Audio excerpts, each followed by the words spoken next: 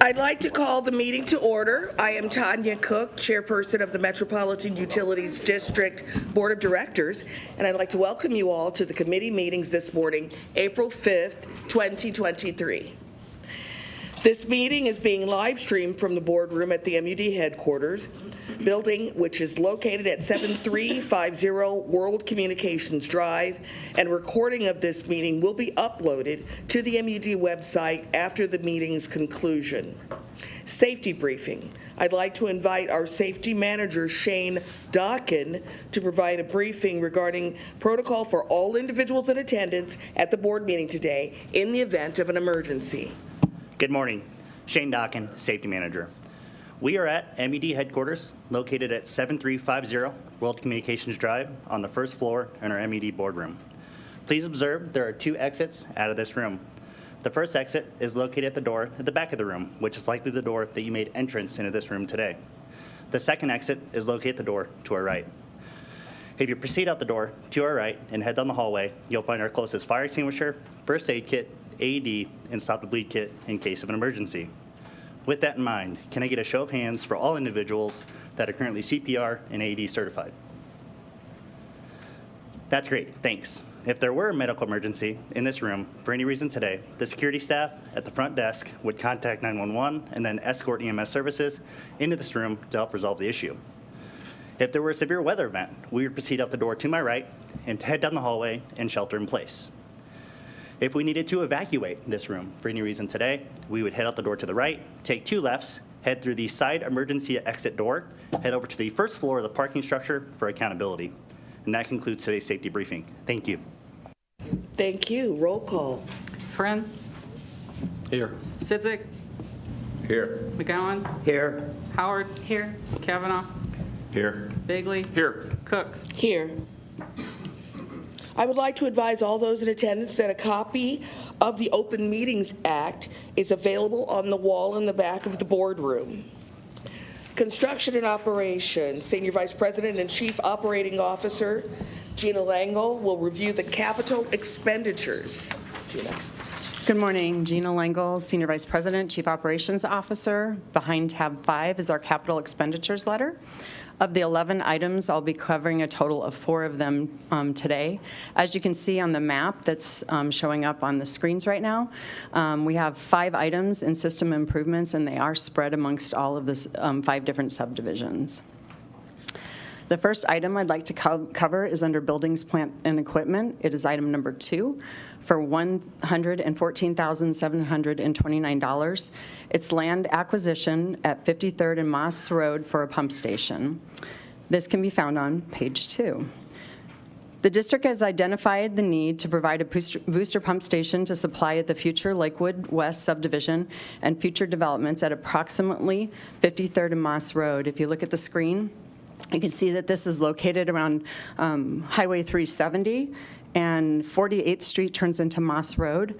The actual location in the green is where the pump station will be placed. It's at the back lots of the subdivision, some of the subdivision residents in there. And then the dashed line that you'll see that's going from the subdivision and going off to the left is the proposed mains for that subdivision.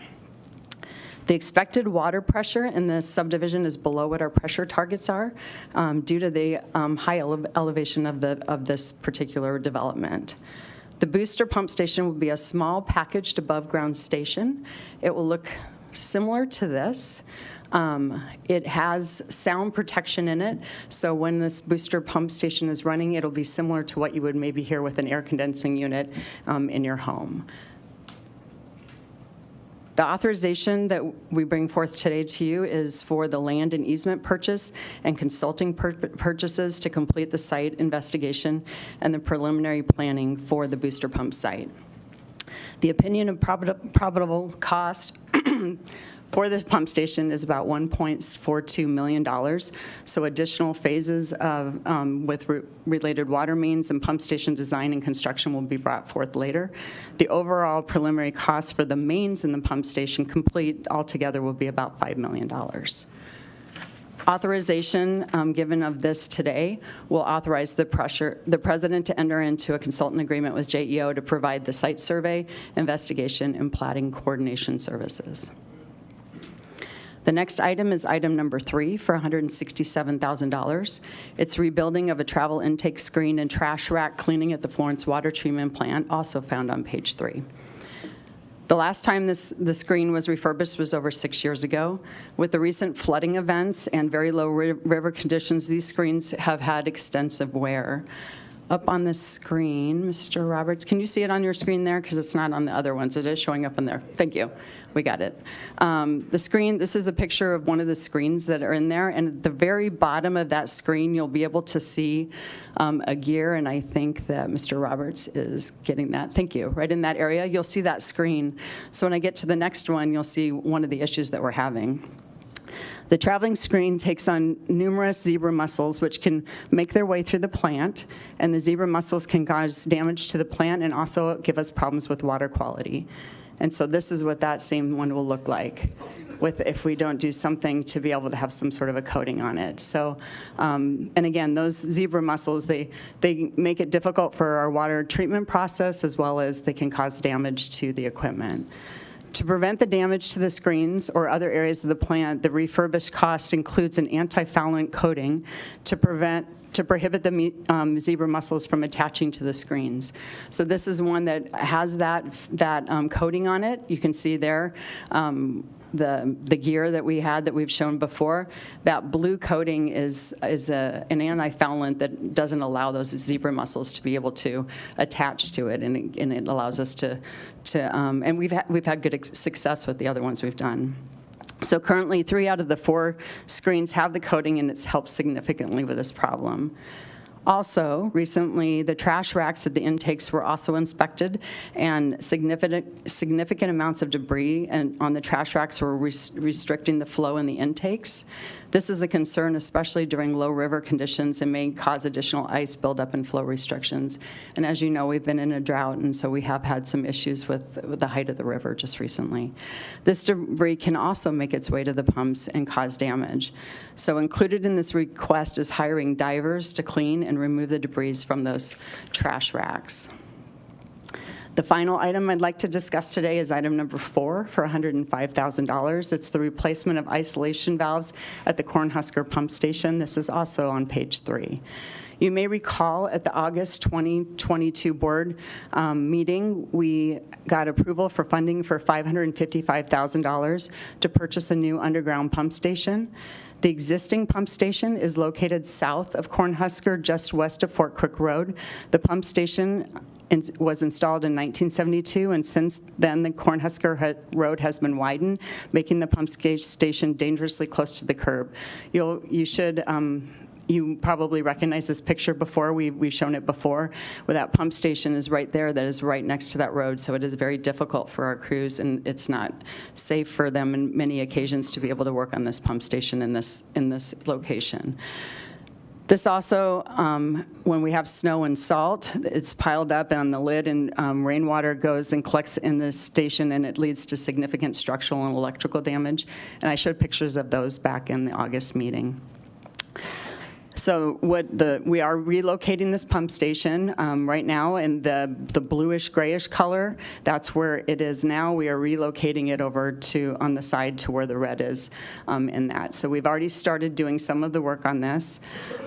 We mentioned that other authorizations at that time would come to the board of directors in 2023, and this is one of the authorizations that we need to continue the project. As part of the project, 2 isolation valves are required to minimize outages to customers. This request will cover the purchase of a 16-inch valve and also the installation of that valve. And there was a 20-inch valve that was included because of the long lead times in the August 2022 authorization. That one we will also be installing under this authorization that we're asking for today. The total cost of the project is expected to be about $1.2 million, and we will be coming back one more time to the board for authorization to do the installation. So approval of this request will, oh, sorry, I went the wrong way on my thing here. That's it. So approval of this request will allow us to purchase 1 valve and install 2 valves for the project. final item I'm going over today is item number 6 for $105,000. It's professional services to maintain and enhance the water distribution system master plan and hydraulic model. Also, this one is on page 3. The district's water distribution system is a network of over 3,100 miles of mains, water tower reservoirs, and pump stations working together to move water across the city to provide reliable service and fire protection to the metro area. The metro area's growth and water demand change over time, impacting the operational effectiveness of our large distribution assets. If you recall, HDR Engineering Incorporated developed the district's current master plan and has extensive experience and expertise with master plans projects for large utilities. HDR's background with the district's master plan and water hydraulic model provides unique knowledge and efficiencies for analyzing and further developing our plan. This is a living document. You will see us continue to come back and ask for authorizations to make updates to it because the data changes, and so does our growth in our area. Professional engineering services are requested to maintain and enhance the master plan and the hydraulic model developed over the last few years. The maintenance and enhancements included in utilizing data from MAPA will be made available in 2023, and that will help us to extend our plan for the master plan from 2050 to 2060. The hydraulic model will be updated and enhanced with more concise consumption from large users such as our data centers that are coming to the area, and also better calibrate to reflect system operations. It is also essential to look at the long-range plans to evaluate growth projections to ideally size near-term capital improvements like transmission mains and the Southwest Reservoir and the pump station, which is scheduled to start design in 2024. Approving this request authorizes the president to enter into an agreement with HDR Engineering to provide services required to maintain and enhance the water master plan and the hydraulic model. Any questions for me? Gina, I've got a question for you on system improvements, number 2. We've talked about this before, and if maybe you want to talk about this offline later, but Bennington, there's some residents of Bennington who've complained to me in the past, and I know, I think I've had conversations with you, and I've talked to Mark about the water pressure out there, and part of it is we inherited their system, and so there might have been some less than favorable issues related to that. But does this replacement of 550 feet of 8-inch main, I mean, I realize it runs east of 156 based on this description. Most of the development there that's new is west of 156. But is there any thought or any need to increase this? Is it an 8-inch replacing an 8-inch? Are they going to get, because I'm just trying to make sure if we have a chance, since we've talked about that, is this a pressure issue that could be resolved? Mr. Nia, will you come up here just in case I get myself into a situation where I could use your expertise? It would be really nice. To answer your question, yes, or not to answer your question, yes, on what you said there.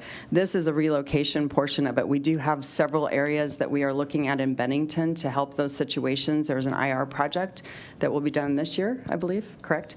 Yes, an IR project that we have going out there, and we're also looking at other ways to reinforce the area.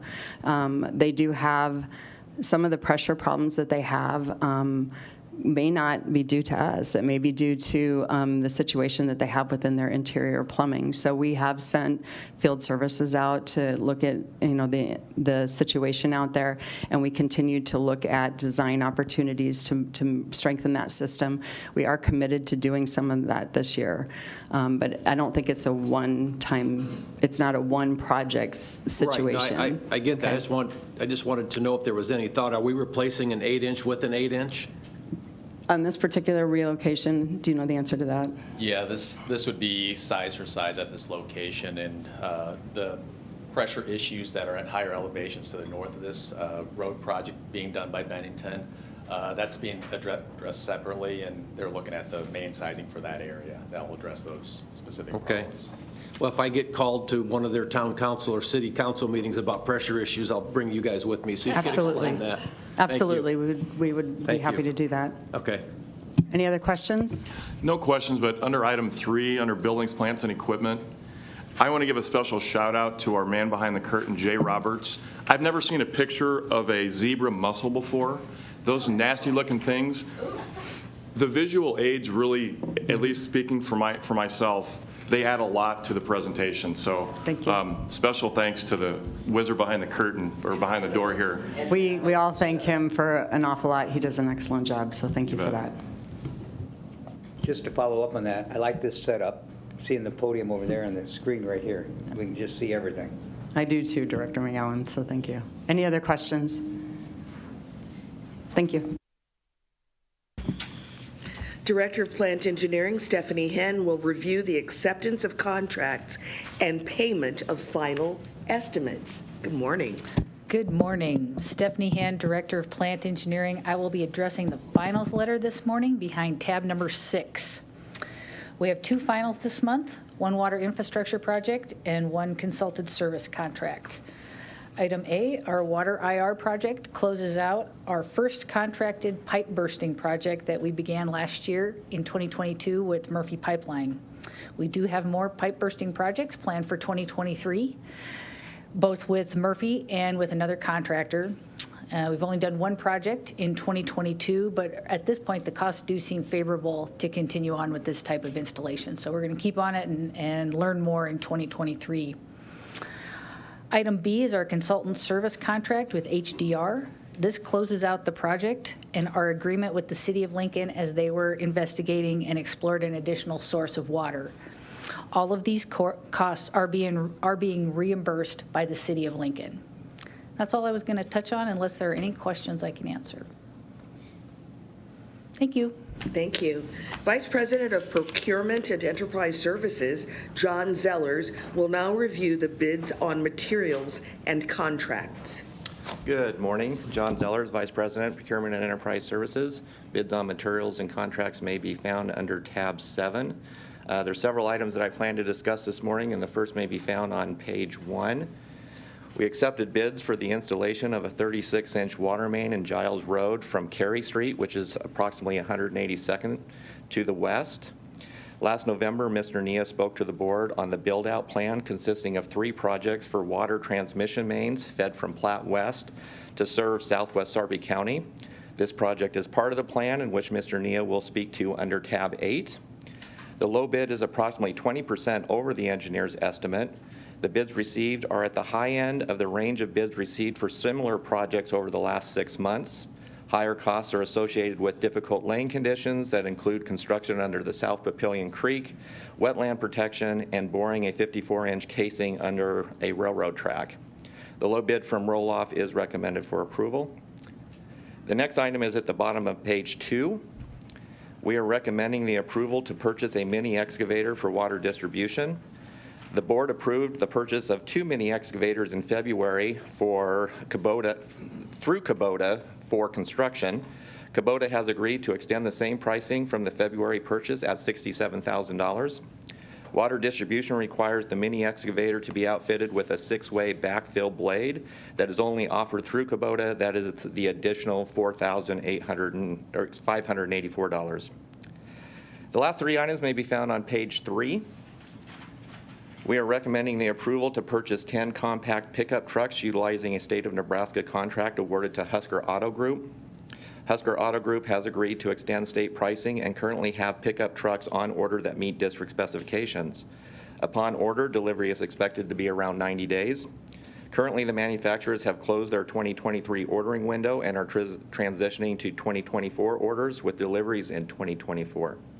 By purchasing these units, we will avoid a 5 to 7% model year price increase forecasted by dealers and receive the pickup trucks within the next few months. The board may recall rejecting a bid from Easy Stack for 2 cruise shack trailers in October of last year as it exceeded budget. Since that time, we were able to source a local company called Predator that can build the cruise shacks trailers to district specifications. We took bids for the 2 trailers, in which one will be used to equip the new main gang that currently utilizes a rental trailer, and the other will allow flexibility within construction when combining smaller crews to perform as a main gang and act as a loaner during the maintenance of assigned cruise shacks. We are recommending approval of the low bid by Predator. The last item is near the bottom of the page. We received 3 bids for our annual PVC pipe that would be ordered on a as-need basis to maintain our stock. None of the bidders provided fixed pricing. Currently, our stock levels will satisfy projected needs for the remainder of the year. We are recommending that all bids be rejected, and we will rebid when stock levels need to be replenished. And that's all I plan to discuss this morning, but would be happy to answer any questions. All right, thank you. Thank you, John. Masa Nia will now review the proposed main extensions. Good morning, Masa Nia, Vice President of Engineering. Are you seeing the main extensions map on the screen in front of you? There. Thank you, Jay. All right. This month, behind tab 8, we have 2 water main extensions and 2 gas main extensions. The impact of the water main extensions include water service and fire protection to 3 commercial lots, along with a transmission main that Mr. Zellers just covered on the bid, providing water system resiliency for a large area of Sarpy County. These projects are located in subdivisions 1 and 4. The impact of the gas main extensions includes gas service to 310 residential lots and a park. As you can see, these are located in subdivisions 1 and 2. I'd like to highlight number 1 under water mains on page 2 at the very top.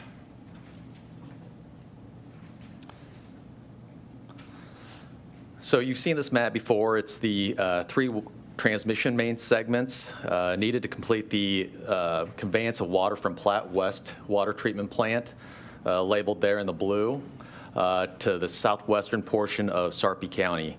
A lot of it's rapidly developing along Highway 50. You may have heard of the data centers, Project Gemini coming before you earlier in other board meetings.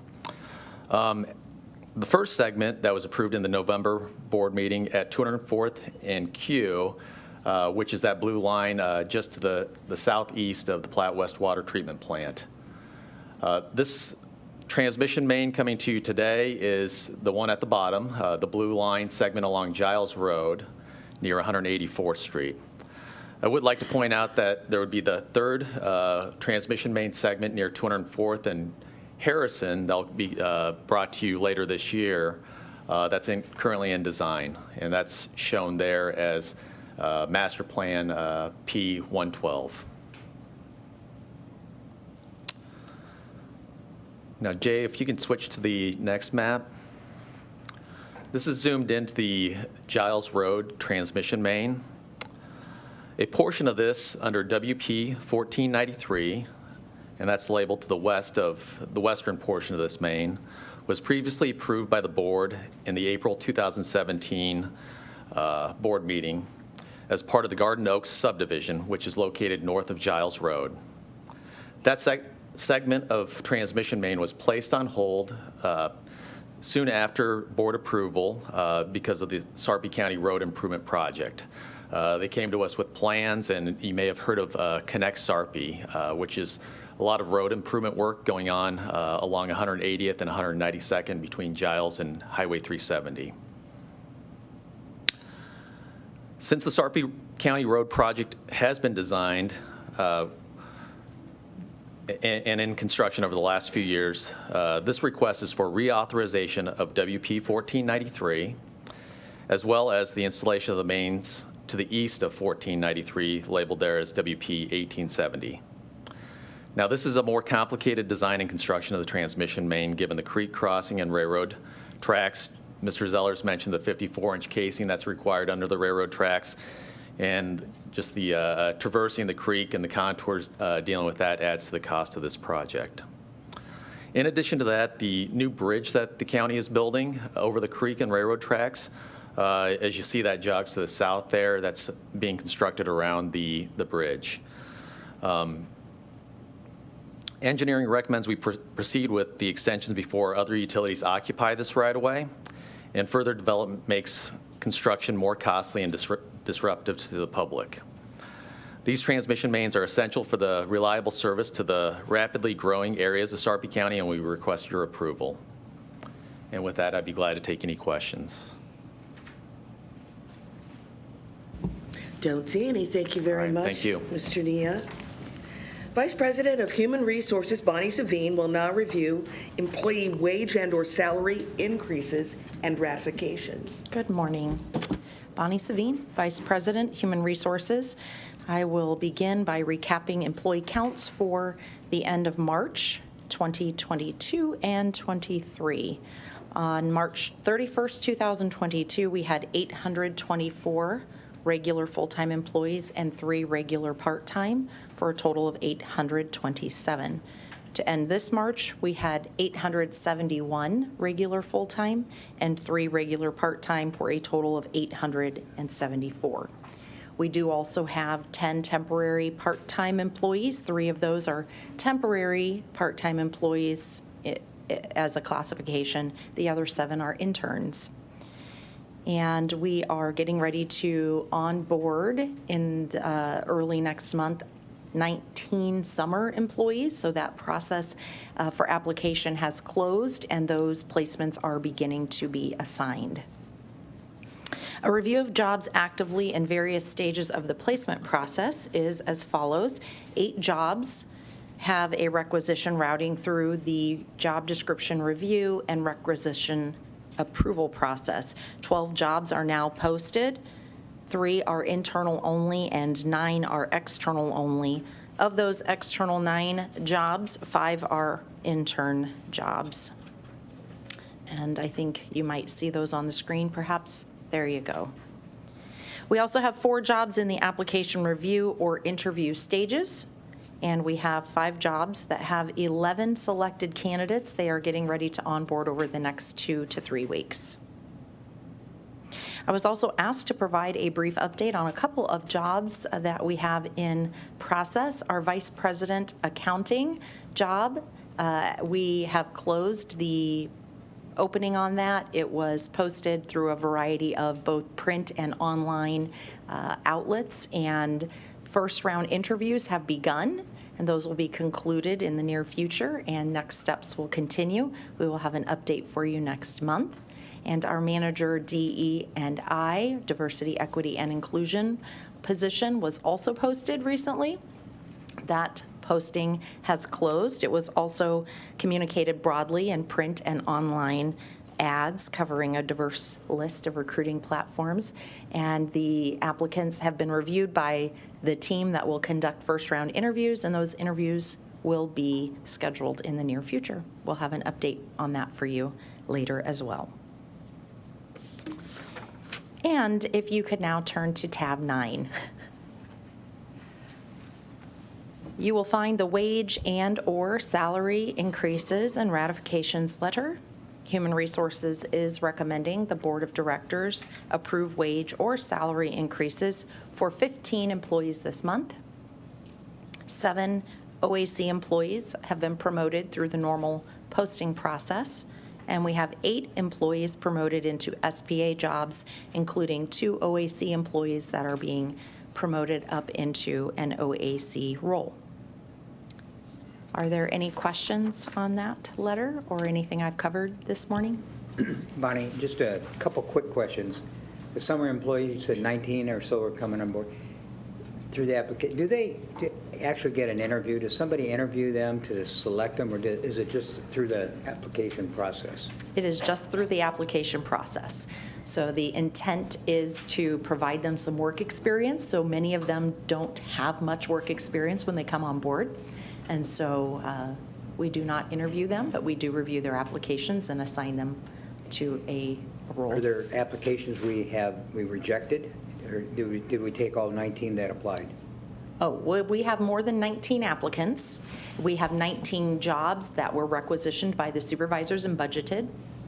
So we will fill them. We have a process. We typically look at second-year students that are already trained, and we place them back in the position that they were in the previous summer. We also have employees, children, and other referred retirees, children, or other referrals from employees and staff that we look at next, and then we move on to the general applicants after that. So. And the most times they can work is 2 years? That is correct. That right? That is correct. Then another quick question on the Vice President of Accounting, the interview, it's been posted. Do we have internal and external applicants? We do have some internal and external. That's correct. Okay, thank you. You're welcome. Other questions? Thank you. Thank you, Bonnie. Governmental Relations Attorney Rick Kubat will now present the third legislative report from the 2023 session soap opera. Rick Kubat, Government Affairs, and it does seem to be a soap opera this session. We are on day 57 today, meaning they have 33 remaining business days. They are running at a snail's pace, meaning that if you don't have a speaker priority, a committee priority, or a senator's priority on your bill, it is unlikely to be heard. The conjecture in the lobby is even if you have a speaker priority on your bill, that your bill still may not be heard this session. That being said, as we've discussed previously, we're in the long session, meaning that this is the 2-year cycle, so bills not indefinitely postponed are killed, remain alive into the subsequent session. On tab 10 should be the board report. And really, I just want to speak to one item that is an add-on where the board will need to take a position, and that is the very last bill on the board report is LB 785 by Senator McKinney. As introduced, what that bill was intended to do is it would send the North and South Omaha ARPA funds where they hired Olson and Associates to make recommendations on who is going to get funding in North and South Omaha. It would turn those funding dollars over to the Department of Economic Development, and the Department of Economic Development would have the final say of how those dollars are going to be allocated, taking into consideration, in all likelihood, Olson Associates' recommendation. The reason why it's now on your board report is that bill now has a newly offered contained amendment, and that is AM 865. And contained in that amendment is an appropriation of $30 million to the Nebraska Department of Environment and Energy, otherwise known as NDE, with the understanding that they would provide a grant to M.U.D for lead service line replacement. It also has, it's kind of an amended version of a water package coming out of appropriations.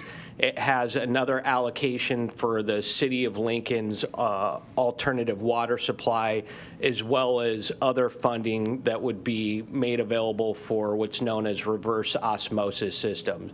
So it's an amendment within the bill that contains a water package, is kind of a way to briefly summarize it. So that LB 785 is a new bill on the board report, and one that would be necessary for the board to take a position on it. And of course, management is recommending that you be supportive, given that there's an allocation to the district. So with that, that's all I have, unless there's any questions. I take it since it remains in the Appropriations Committee, it doesn't have a priority on it, hasn't moved out. It does not have a priority, and I don't believe that the Appropriations Committee is necessarily through with their sausage-making process. That could continue till next year. For sure. Rick, is there concern, there have been reports from Washington that the new majority in the House, in order to shore things up with the federal budget, they don't want to touch Social Security, Medicare, Medicaid, or the defense budget. One thing that's been discussed is going after unutilized ARPA funds. Is there any concern that these millions of dollars may be gobbled up by Washington and may not even be available for the state of Nebraska or for us? I don't know specifically about the ARPA funds. In general, I would say yes. One of the issues that the district has pointed out to state legislators is other federal funds that were passed, kind of ARPA's first cousin, the bipartisan infrastructure law, that sent a bunch of federal dollars to the Nebraska Department of Environment and Energy for their, what's known as their drinking water revolving fund, specifically for lead service lines. It's my understanding that if the dollars provided to the state of Nebraska are not fully utilized, then the state of Nebraska loses out on those funds. So if I was more succinct, the short answer is yes. I mean, there are some concerns that non-utilized federal dollars allocated to the states the states themselves may very well lose out on those dollars. I'm not certain about the ARP allocations, though. Thank you. No other questions? Thank you. Take care. All right. Senior Vice President, General Counsel Mark Mendenhall will now review the proposed condemnation of authority for 168th and Cape Hart Road in Sarpy County.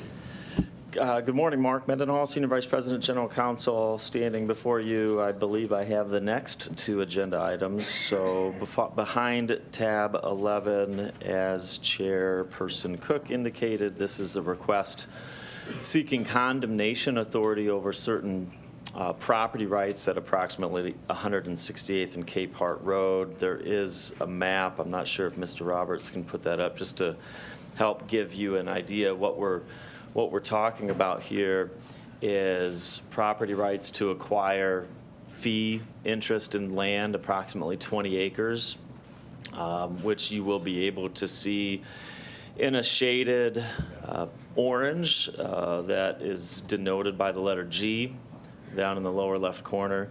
So that area was selected to be utilized to construct water reservoir and a pump station. This is what we've referred to as our Southwest Water Reservoir. This has been included in master plan and hydraulic model, and it's been a long-standing need. Well, I don't know if a long-standing need, but it has been a planned development that is, I would say, more spurred on by development in Sarpy County.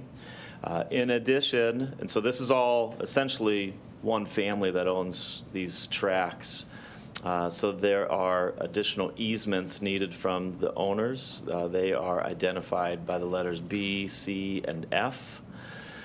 So 168th Street would have the easements for B and F, and then Cape Hart would have the easement for C. In blue, you can see the references to the sizes. So these are all large diameter distribution water mains, ultimately designed to push water both to future data centers, future growth, and also connect to that water reservoir. We've been having negotiations with the owner for several months, I'd say since October, and we intend to continue those discussions. The intent is not to file an action tomorrow, so hopefully we can continue discussions with the owner and find a mutually agreeable resolution. But the need for the easements, specifically B and C, are more urgent because they are needed to connect to that Highway 50 corridor fairly soon. So hence the request to be before you for condemnation authority. Happy to answer any questions that you may have. Okay, seeing none. Directing your attention to tab 12, Governance Committee. I was before you, and we had a healthy discussion back in February regarding a set of rules of order, procedures, statement of value, and code of ethics. You all had that opportunity in February to review the proposal. Since that time, the Governance Committee, along with Ms. Mancuso, so thank you to her, Mr. Doyle, myself, Mr. Kubat, met, reviewed, and considered additional changes. So behind the letter, you'll see the proposed final draft.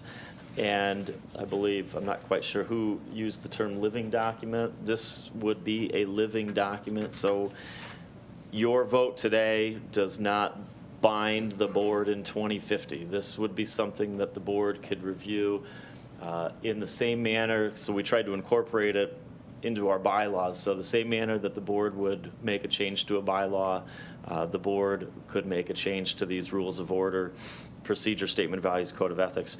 I wanted to highlight just a couple changes from February as a result of the recent discussion.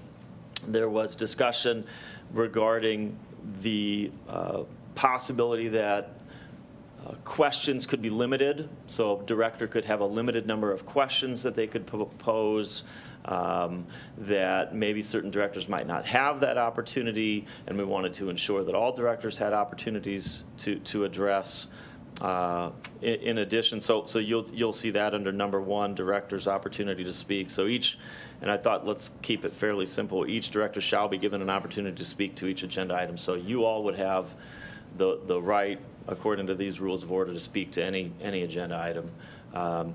If there is a situation where a director, certainly none of you, but in the future, a director that is asking questions that is not allowing for really a vote, there is still the opportunity under 6F that there could be a request to call the question, which would bring it to the vote.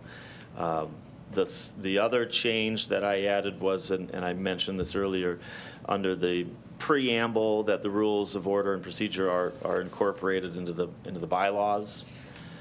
Finally, although it's not something that we've ever utilized, and certainly you all speak and provide each other the courtesy, there was discussion about utilizing some sort of tool to signify when one would like to speak so that the chairperson could recognize you, similar to how the Douglas County or City of Omaha City Council operates with their green and red buttons on the desk. So we had some discussion about that, and not incorporating any of that, or certainly we don't have that tool in front of you today, but that was just another point of discussion the committee raised a couple weeks ago when we spoke. So happy to answer any questions, and certainly defer to Mr. Doyle or Directors Bagley, Cook, and Howard if you had any other statements about this.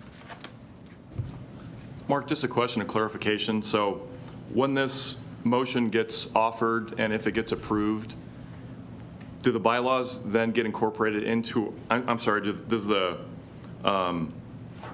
rules of order get incorporated into our bylaws? Is that what we're voting on today? Yes, that would be the intent, yes. Okay, thank you. Mark Doyle, President. Yes, that's a great question, and I just want to emphasize or re-emphasize that whether it is a package of what we call rules of order, but in reality, it's trying to take the way we operate and codify it into a document. We're not bound by Robert's rules, but to try to assemble how we operate and make it easier in the future. But this is your document. This isn't our document. The Governance Committee is fairly new in the scheme of things. It's the newest committee, maybe. Audit and governance were added in my tenure back to my board days. Secondly, the bylaws are also your bylaws. They aren't M.U.D's management and employee bylaws. They were created by the board. They were modified by the board at the request of the board.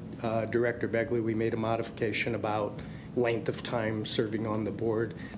These are your bylaws. They can be changed at any time. There's a process, I think, that we operate by where it needs a public hearing or at least one board meeting to go through before you vote on the approval. But all of that, these aren't, Mark, correct me if I'm wrong, these aren't state statute topics. These are M.U.D. bylaws and rules of order topics, although there could be a connection. Yeah, absolutely. I believe there is a reference in Nebraska law that the board can establish its own rules, and that's what you all have done. Yeah.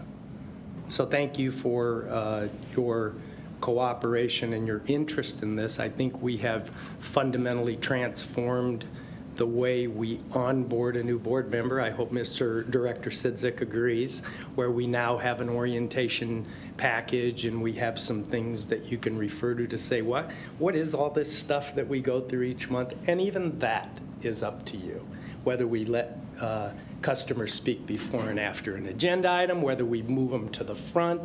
That's what we're trying to do here, and your cooperation and your interest in this is very much appreciated, so thank you. Okay, seeing none, thank you. Thank you very much. Senior Vice President and Chief Financial Officer Mark Myers will introduce the actuarial valuation report on the retirement plan. He will be followed by Pat Beckham, Principal and Consulting Actuary with Kavanaugh McDonald. Good morning, Mark. Good morning. Chair, Director Cook, can I make one comment before we start on these topics? Yes. Thank you Yes, very you much. may. Thank you very much. Mark Doyle, President. We have a few topics that are not only extremely important and critical to the operation of the district, but sometimes they're a little bit lengthy. I want to thank you again for organizing into the committee structure we have, and know that on these topics, 3 board members by the committees they serve on have spent a lot of time on them. So we're here today to make sure that we make a public record for the customers you represent that we have, we have an actuarial evaluation of our pension plan and other promises to our employees like the other post-employment benefits, and that we complete an annual audit.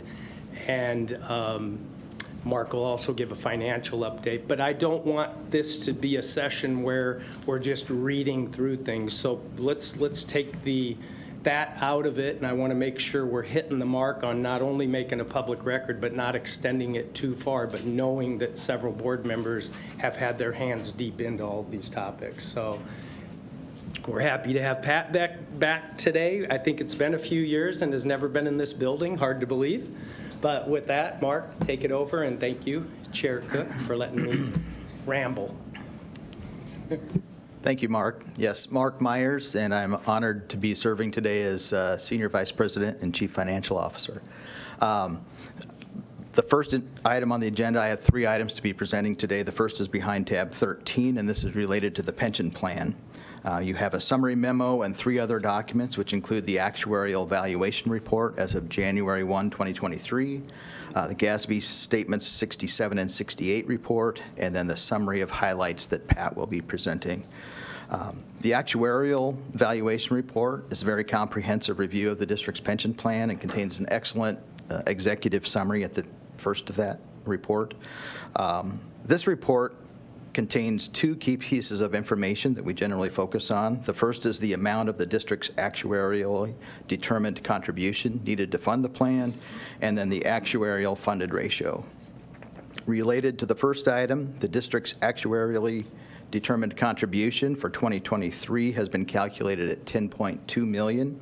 However, management is recommending that we contribute $11.1 million, consistent with the amount presented in the 2023 budget. This is approximately $900,000 above the required contribution level and is consistent with our historical practice of contributing more than the actuarially determined amount. The additional amount will help to contribute toward the unfunded actuarial liability and will serve to offset the impact of any unfavorable results compared to the actuarial assumptions. The second item included in that report is the actuarial funded ratio, which this year is reported at 93.9%, or rounded to 94%, slightly down from the ratio of 97% reported last year. The second report, the GASB 67 and 68 report, provides information that's needed to record net pension liability and pension expense in the annual financial statements according to governmental accounting standards. The one item to report a highlight in that report is pension expense, which was determined to be $16.5 million in 2022. In contrast, we recognized negative pension expense or pension income of $13.9 million in 2021. And the primary driver of those differences is the changes in investment returns. In 2022, we had negative returns for the year that significantly contributed to the increased pension expense, whereas in the prior 3 years, we'd have strong investment returns contributing to lower or negative pension expense. And with that, I will turn it over to Ms. Beckham. Pat is the principal and consulting actuary with Kavanaugh McDonald, and her presentation will be displayed on the screen. Well, good morning. And again, it's such a pleasure to be back with you in person. So I know you're kind of behind schedule, so I'm going to move rather quickly. If there's anything you want to talk about in more detail, please just stop me as we go through. I'd be happy to answer any questions. So could we have the next slide, please?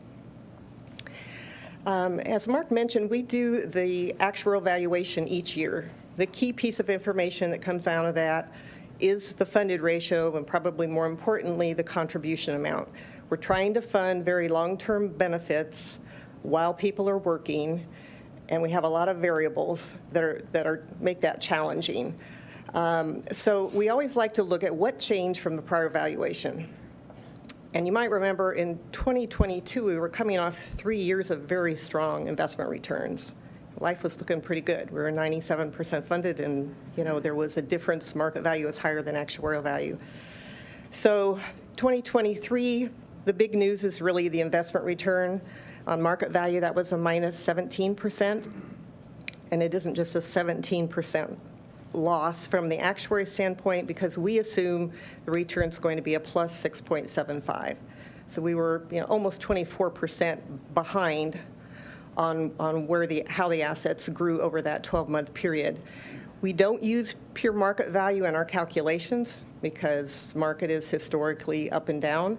So we use something called a smoothing method. That has been very effective. It provides more stability for both the funded ratio and therefore the contribution amount. So on an actuarial or a smooth value basis, the return was about 3%, still short of 6.75. That generated what we call an actuarial loss of about $18 million. That makes the unfunded liability higher. We also had a year where liabilities were higher than expected. And the big driver there was the cost of living adjustment with high inflation. Our assumption is 2.5%, and the actual increases were 3%. So that generated, again, an actuarial loss. We also had losses from retirement and mortality that were smaller, but about $20 million. So tough year when both your liabilities are higher and your assets are lower. We did have the final scheduled increase in the employee contribution rate of 0.5%, which of course lowered the district's contribution. And we are sitting at a point 1/1/23 where the actuarial value of assets is actually higher than the market value by $54 million. So we would say there is a deferred investment loss, and that flows through smoothing. There's no magic bullet to get rid of that. It's just we hope that we will have a high return to help offset part of that. It would take a return of 19% on market value this year to eliminate that deferred loss, but obviously anything above 6.75 will help offset it. Next slide, please. Mark touched on the unfunded liability. Maybe the more interesting part is the last half of that table. And again, he touched on the funded ratio on the actuarial or smooth value, which is 94%, down from 97%. The real story is that bottom line on market value, where we were 108% funded in the 2022 valuation, and now that's down to 84%. And as painful as it is to look at those numbers, please know that those numbers are still really, really good compared to the universe. Next slide, please.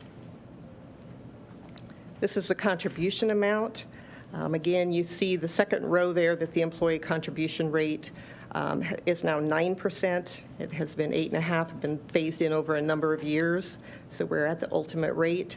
As you work down, you can see the bolded row second from the bottom, the district's contribution on an actuarial basis, $10.2 million, up 1.6 million from last year. That's what happens when you have unfavorable experience. You only fund these benefits with investment income or contributions. So when you miss on investment income, it's going to force contributions up. I'll talk about this a little bit more in a minute, but the district's funding policy where you've put in the budgeted amount, even when it's higher than the actuarial amount, has proven to be a really, really good governance item there. And again, because you put $10.5 million in last year, the actuarial rate's actually lower than what you put in. Had you put in 8.5, you'd be feeling the pain of it jumping at 1.6 million. Next slide, please. I won't spend a lot of time on this, but I think it is important for you to understand just how this experience impacts the contribution. If you look in the middle, there are two rows there. One says investment experience, and the one below that says demographic experience, which is the liability side of the equation. You can see between those two, the district contribution rate increased almost 2%. And overall, we went from 12.36 to 13.51. So without that experience, it would have been a very different story. And same on funded ratio, you can see that was the main driver, in particular investment experience. Next slide, please. This is a history of the plan's funded ratio. And again, I would warn one metric doesn't tell the whole story, but it does capture everything that's happened in the past. This plan has had a very strong funded ratio over this entire period. There isn't anything magical about 80% from an actuarial perspective, but it is important because in Nebraska, if your funded ratio is under 80%, you get to go down to Lincoln and visit with the Nebraska Public Retirement System Committee. Not that that isn't pleasant, but we kind of like to be above 80. Next slide, please. This is a slide that speaks to the funding policy, where you have continued to put in budgeted amounts that were higher than the actuarial amount. And this, although the red line, which is the amount that has actually gone in, the blue bars are the actuarial amounts. And the red line does move, but it doesn't move as much as the blue bars. So we're providing stability in the contribution and strengthening the funding as we go along. And as this continues over time, we've been doing that about 10 years, I think we'll continue to see that that's a very strong funding policy. We have other clients that do something similar, and it's worked out very, very well for all of the plans. Next slide, please. This is important. This is just a short-term projection on where the district's contribution might go. I mentioned earlier, we fund the benefits with contributions and investment income, and therefore what happens on the investment side of the house is extremely important to the contribution side. So you have three scenarios. I don't know whether the labeling is perfect, because I think I can come up with more optimistic and more pessimistic scenarios, but those are relative labels. The one in the middle is the blue, and that is if all of our assumptions are met from 1/1/23 forward. So essentially, we're earning 6.75 on the market value of assets. As that happens, that deferred loss I mentioned earlier, that $54 million, is going to flow through the smoothing process and manifest itself in higher contributions. And you can see by 2028, we're up to $15 million.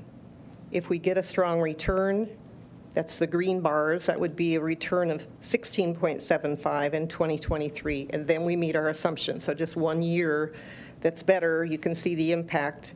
When we get to 2028, the contribution's down to 12.4. And if we were to get, a -3.25, so 10% lower, we can see that the contribution rate would be up to 18.4 million. So I think where we're at now, it's important to recognize that even if the assumptions are met, we're likely going to see that trend up. You can begin to start planning for that if it is to unfold. Obviously, every year that number changes based on what's happened in the last 12 months. Next slide, please. This board has always been interested in kind of what other plans in Nebraska look like as far as their funded ratio. And so that's the information you have on this slide. This is information that is submitted to the Nebraska retirement system. So I can't swear that it's every plan in Nebraska, but it's the ones that either we work on and know about, or the information is on the Legislative Committee's website.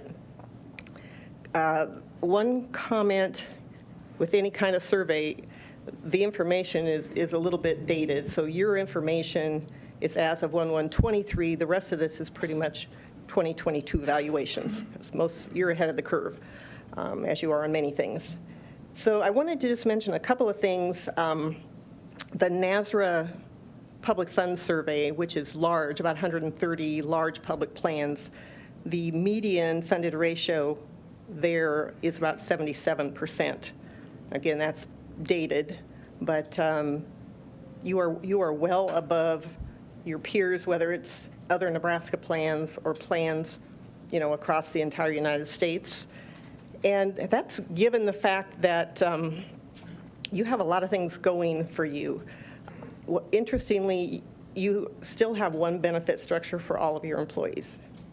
Most plans cannot say that. Most plans have gone through and have at least one, if not two or three, other benefit structures. You've also made changes. You've lowered your assumed rate of return. We've strengthened mortality. We've shortened the amortization period for when we have losses, how those get paid back. And you have a really, really generous benefit structure. If you look at your benefit calculation, the final average salary, the multiplier, the fact that you have a very nice COLA, all of those things mean this is a very, very good plan, and you're really well funded. So again, there's been a lot of decisions made in the past that may have not been easy decisions, but were made, and we're seeing kind of the fruits of those decisions. So kudos to you. I'd be happy if every plan I got to talk to this year was 94% funded. And the last slide. Pat, can I, before you change the slides? Yes, sir. I thought I heard you say our 94% funded on that slide is the updated one, and these others are not updated as of now? Correct. So you would expect them to drop just like ours dropped? Yes, that would be the expectation. Last year, we were 97% funded. Yeah. So that would be more comparative information. Okay. Yes. And the other question, maybe for you or Bonnie, is our COLA capped? I thought it was capped. What's it capped at? 3% per year from the previous January. 3%? Yes. Okay. Thank you. And it is pretty common to have a cap on a COLA because there's a lot of exposure otherwise, but a 3%'s a pretty high cap. State of Nebraska has, on their old tier, has a 2.5, and on the new tier has a 1% cap. So the next slide is the investment return assumptions. And again, won't spend a lot of time. Asset allocations vary. Some of these plans are closed, so one size does not fit all. But again, the range is from 6 to the high is 7.75. You're at 6.75. Again, we've made changes. I think at one point we were at 7.25. So I think you've made a lot of hard decisions. And again, I think it's paying off. And this plan is on a tremendously positive path. So I will wrap up. We've talked about, the unfavorable experience, but because of your funding policy, you aren't really feeling that pain on the contribution side.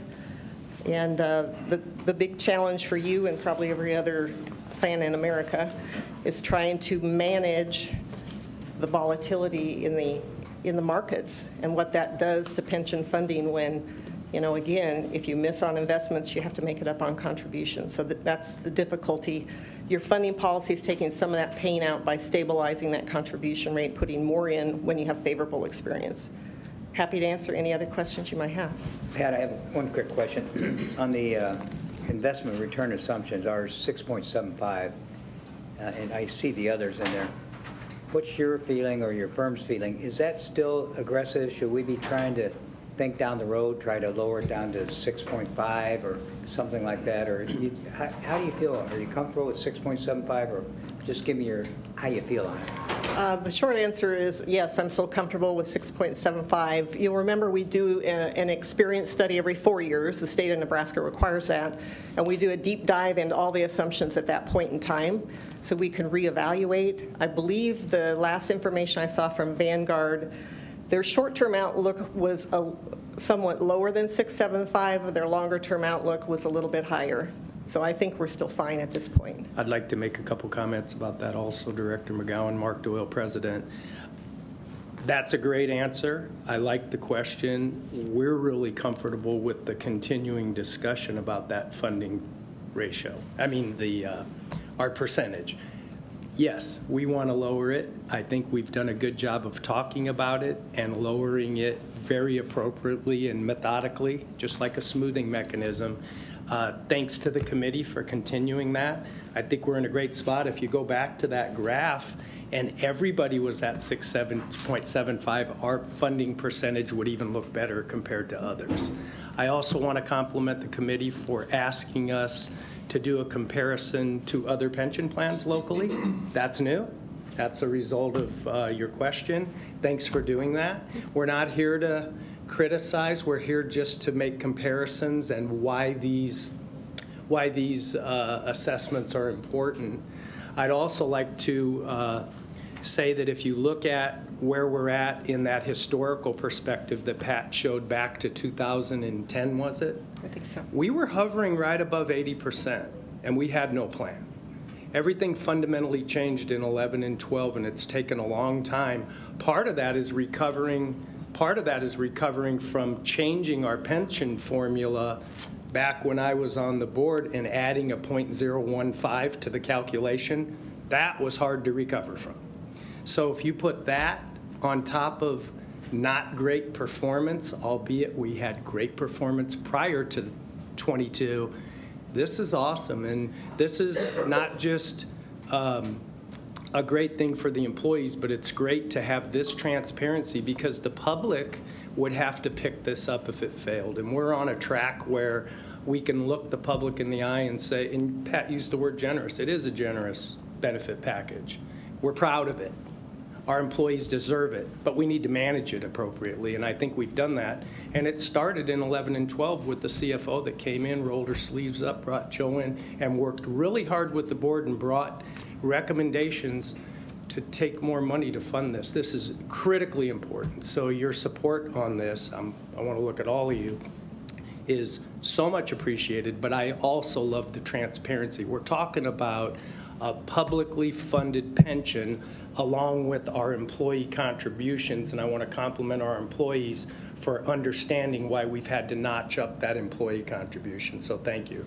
Thanks, Pat.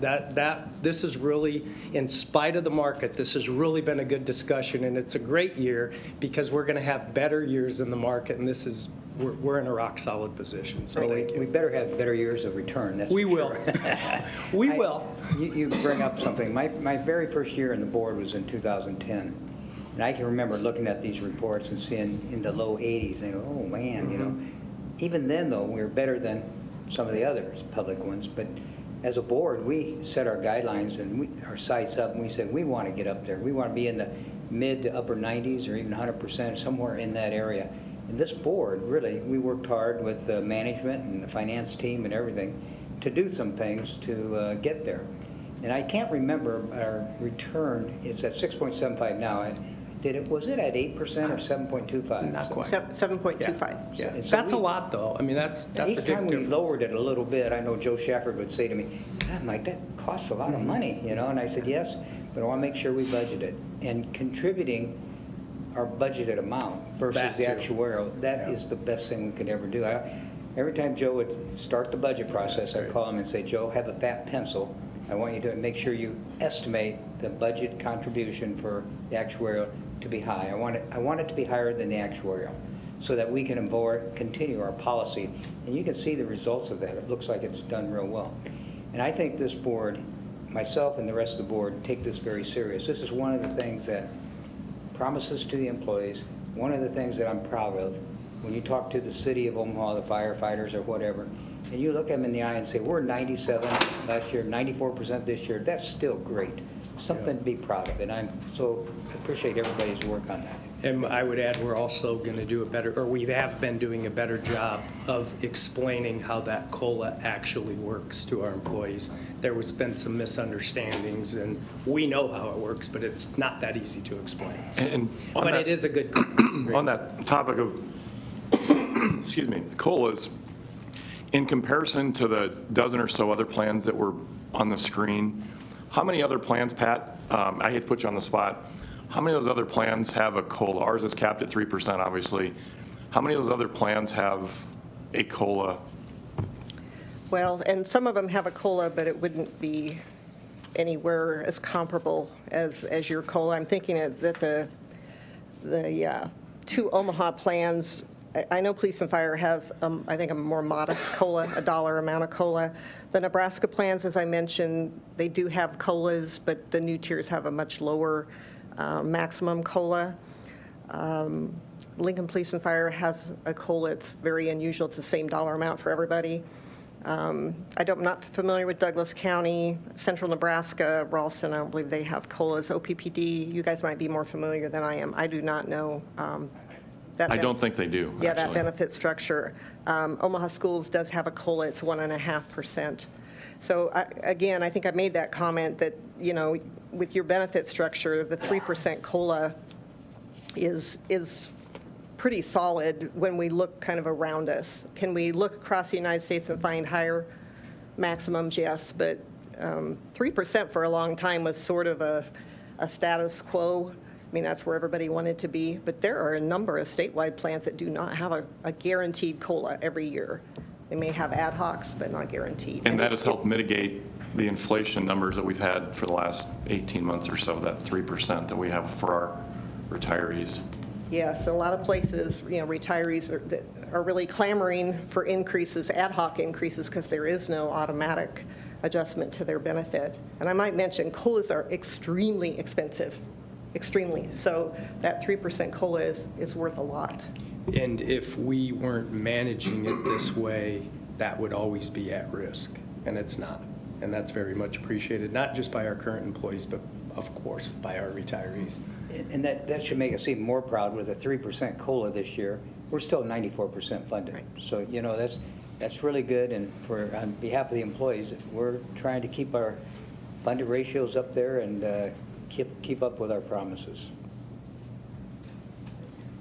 All right. Thank you. Good to see y'all. Thank you. Okay, we still got Mark. Thank you, Pat. Yes, Mark Myers, Senior Vice President, Chief Financial Officer. The next item on the agenda is the 2022 audited financial statements.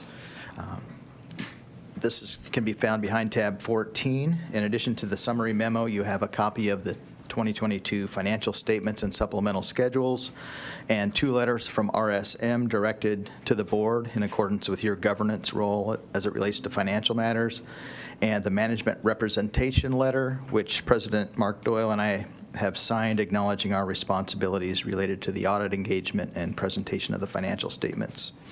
A meeting was held, as Mark mentioned, with the audit committee on March 20th, and representatives from RSM were there to present the audit results and address questions from committee members. So that has been communicated as well.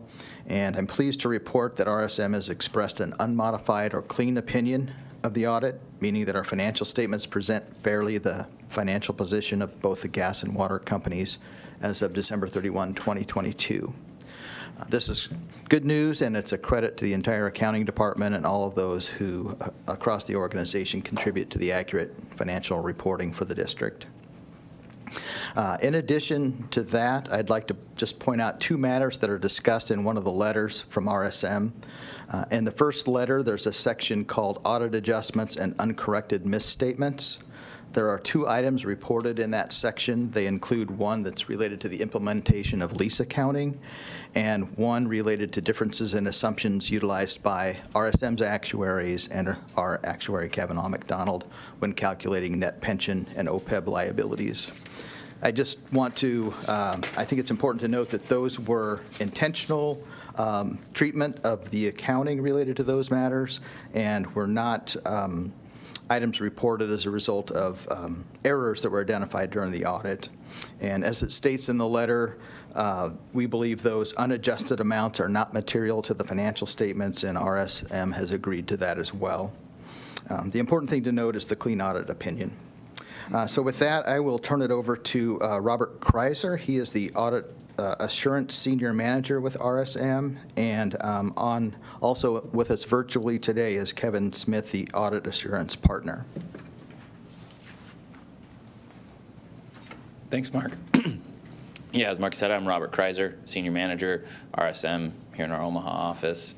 I want to thank Mark and his team for all their hard work throughout the audit this year.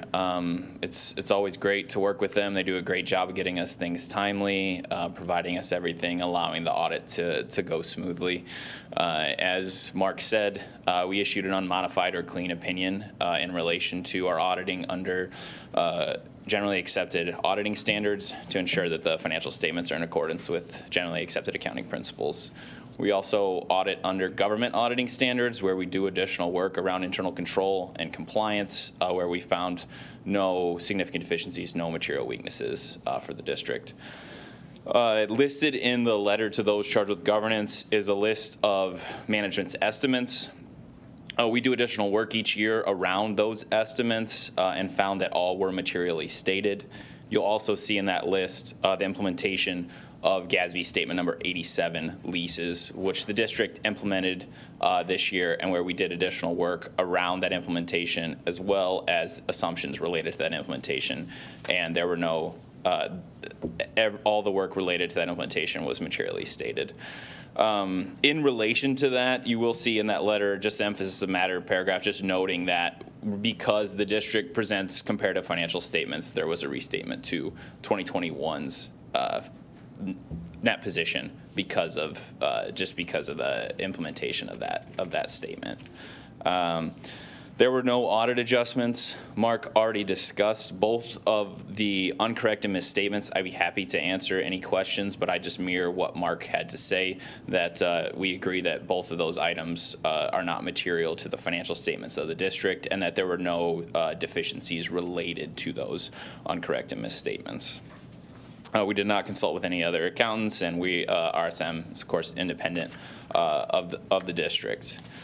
As stated a couple times, we presented this in detail to the audit committee, so that's really all I have to communicate to the full board. I'd be happy to answer any questions about the financial statements or about the letter to those charged with governance. I'd just like to add, on behalf of the audit committee, I want to express my appreciation to Mark and his entire staff for working with you guys, and your hard work too, because it's hard to believe, but you guys work together so well. I mean, you guys are a team. You ask for information, you get it. Our team works with you guys. It's a great team, and we appreciate your response, your audit report, and we appreciate the hard work from our team that gets the information to you to do your job. So I just want to say from the audit committee, great job to both of you. Thank you. Appreciate that. Thank you. Appreciate the time. Thank you very much.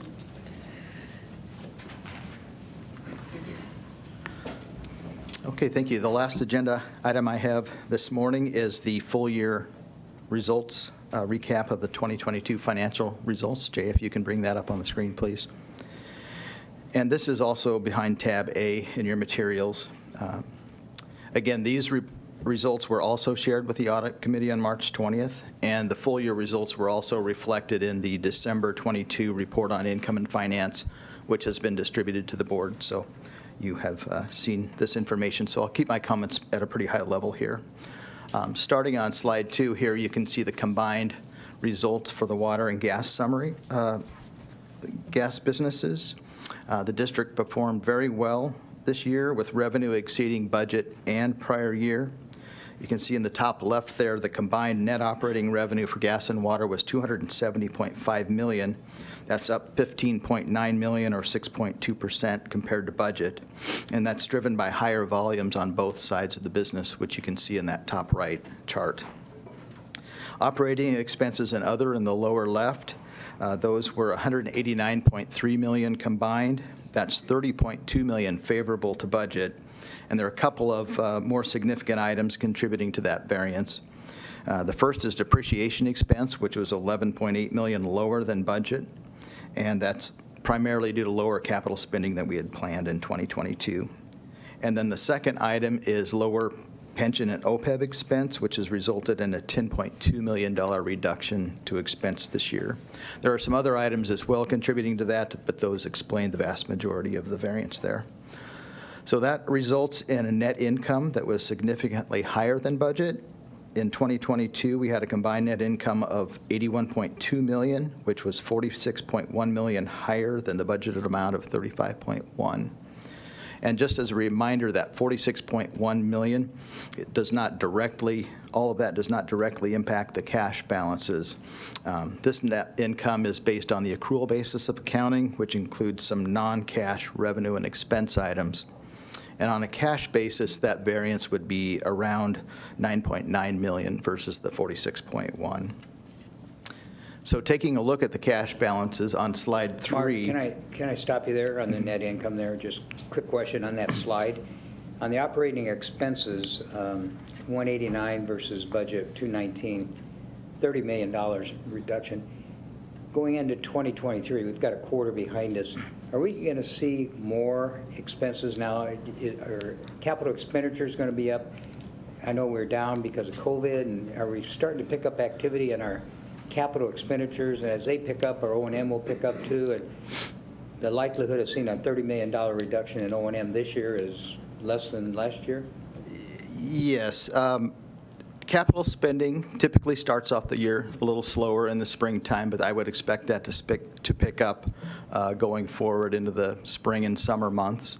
And the non-cash adjustments for things like pension and so forth are difficult to predict, and a lot of that depends on investment returns that we know later in the year. But I would expect us to be reasonably close to plan, taking into account things like that. Through February, net income on the gas side is almost right on budget, about $200,000 lower, and on the water side, we're slightly ahead of budget so far this year. Cash balances as of February were a couple million higher on the water side than we were at the end of the year. On the gas side, we're actually lower by about $10 million, which is not uncommon. We have a big accounts receivable sitting there for the winter months of sales that will be collected over the next few months. But I think we're on track so far with actual results for the year, at least through February. Okay, so then just turning and addressing that cash balance. So yeah, we ended the year with $140 million of cash on the gas side. That's up $12.7 million compared to the end of 2021. And we increased cash by $4.3 million on the water side from 98.8 to 103.1. You'll see the days cash on hand declined on the gas side from 232 last year to 174. And that's really entirely due to the higher cost of gas that we've experienced throughout the year, and that plays into the calculation of the daily cash requirements.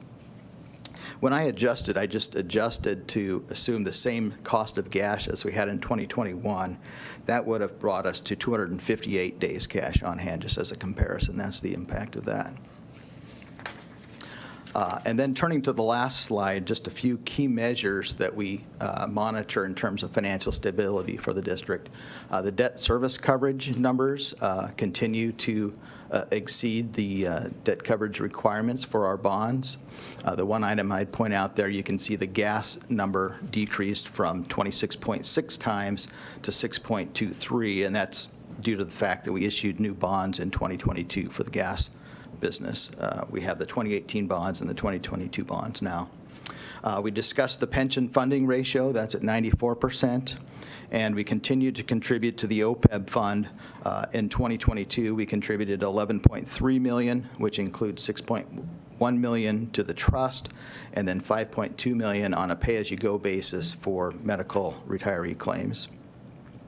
And then the credit ratings, those are the most recent credit ratings from all three agencies, and still very strong and favorable ratings, which are a good indicator of our financial strength. So I think, just in summary, I think we exited 2022 in a very solid financial position, and as I mentioned, I think as of February at least, the numbers are still looking pretty positive. Mark, on the OPEB, I know on our funded on the pension plan, we're funded at 94%.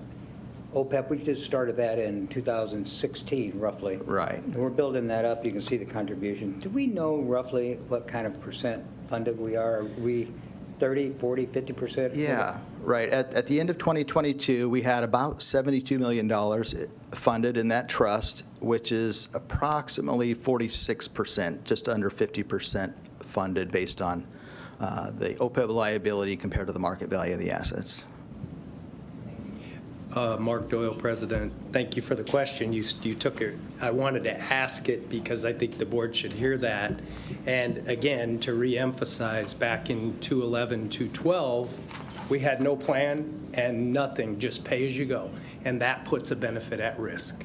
So thanks again. It took us a few years to get a plan, but the board has been funding it now to that level, and we're well on our way to.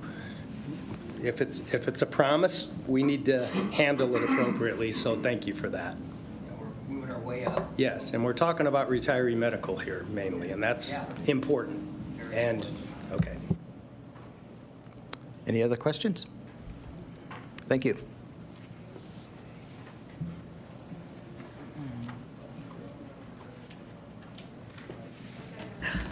Jason. I'm sorry, Jared.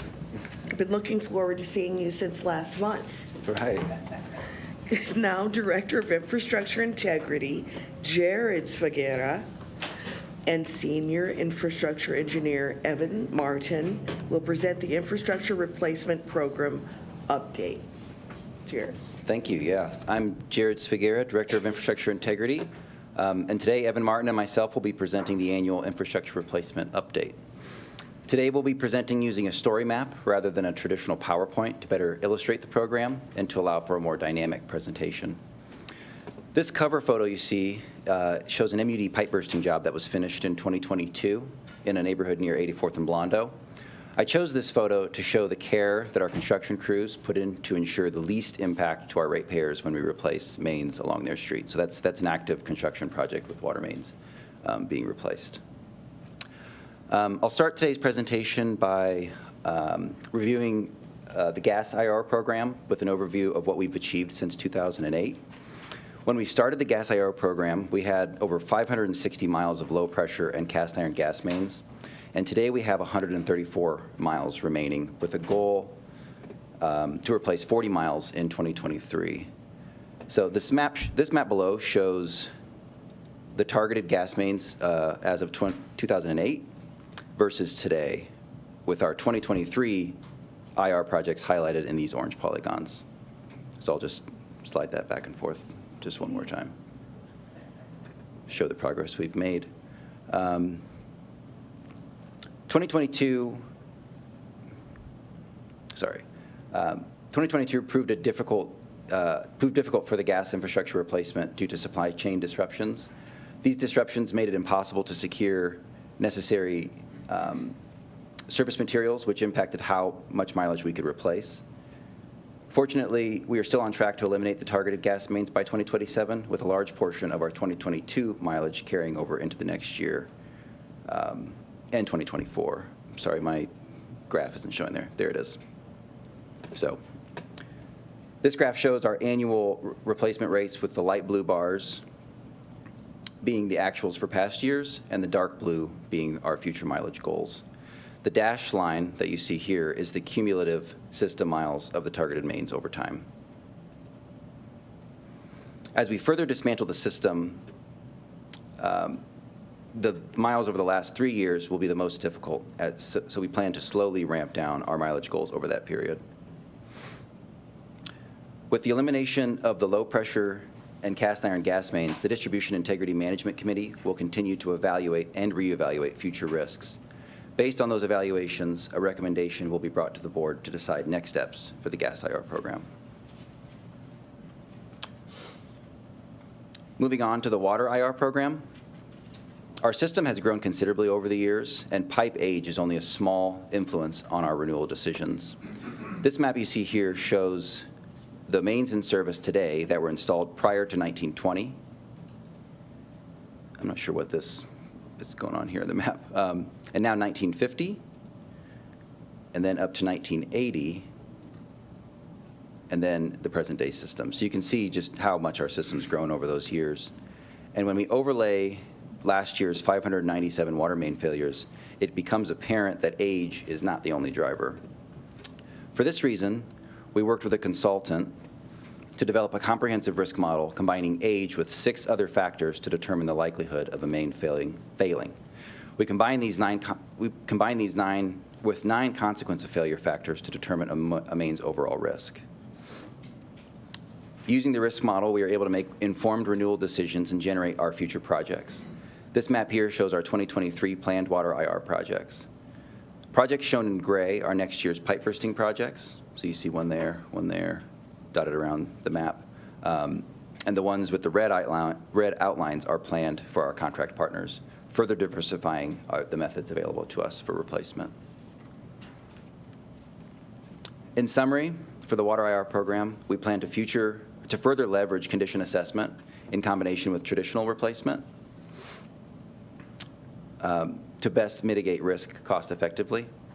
In both areas, we're constantly reviewing new technologies, techniques, and materials, as well as reviewing our contract partnerships to ensure competitiveness. And with that, I'll turn it over to Evan Martin to talk further about condition assessment and monitoring. Good morning. Evan Martin, Senior Infrastructure Engineer. I'm going to review our condition assessment projects from 2022, and then I'll discuss some other programs in the Infrastructure Integrity Department. Last year, we completed 2 sea snake inspection projects. We targeted high consequence areas on our 12-inch water distribution main. In 2022, we completed 2 miles of inspection along with the hydrosnake technology, which I'll show next. Pictured here is the hydrosnake technology. We completed 2 projects where we targeted 6-inch metallic water distribution mains. One of the benefits of this technology is the ability to insert this tool and extract the tool through fire hydrants. It's a more cost-effective method of inspection.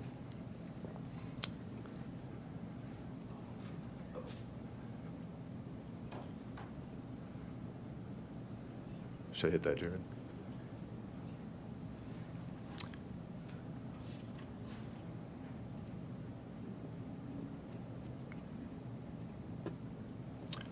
The data that we get back from this technology allows us to really analyze the remaining wall that is left on our pipelines.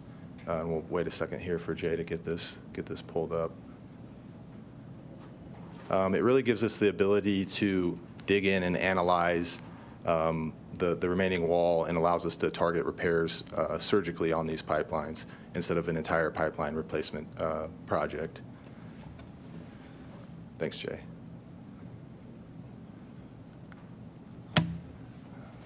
All right, we're having some technical difficulties. In 2023, we plan to continue this inspection program, and we're going to plan to double the mileage that we inspect from 2 miles up to 4 miles, like Jared mentioned earlier.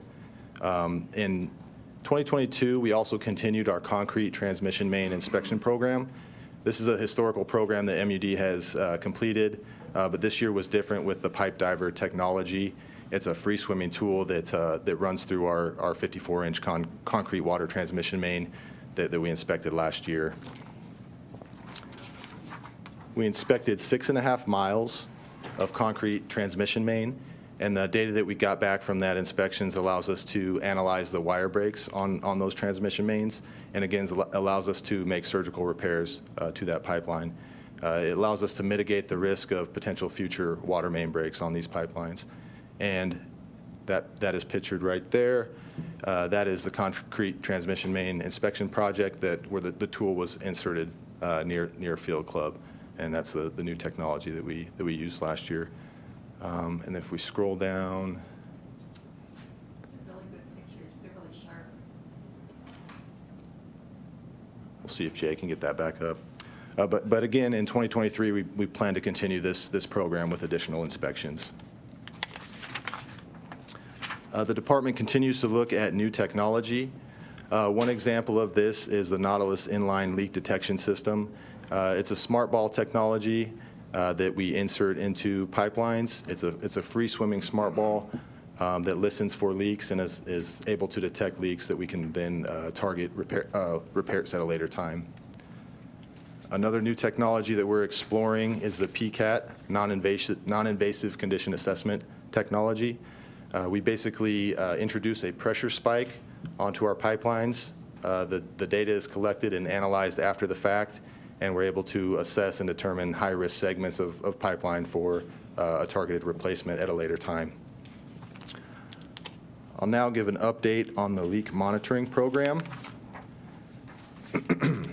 Our water distribution department does the heavy lifting on this program. They do the deployment of our leak logger units. They do the monitoring of our leak logger units, and they also do the leak investigation once a leak is suspected out in the field using these units. Again, we use our risk model for identification of hotspot areas for leak logger deployments. And in 2021, we started this program, and we had roughly 50 leak logger units. Last year, we ramped up the program and doubled the number of loggers that we had to roughly 100. And I have a map of kind of the deployment areas that, if we get this going, we can show you. And then this year, we continue to ramp up the program with roughly 350 loggers. We're going to continue with the hotspot strategy, using the risk model to identify those hotspot areas. We're also considering a stationary strategy in some of our higher consequence areas. And we're going to look at deploying these across the entire system based on schedules, based on the risk as the program matures. I have an example of a leak that we found using this technology. This one was at 102nd and Krug. It was actually a non-surfacing leak. The water was emptying into a nearby storm sewer. When we're able to catch these leaks as while they're maintenance activities versus emergencies, it increases our customer experience by being able to schedule them versus an unplanned emergency.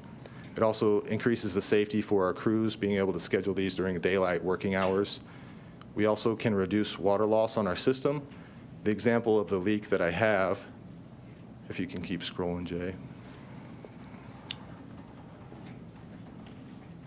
Looks like we got it working.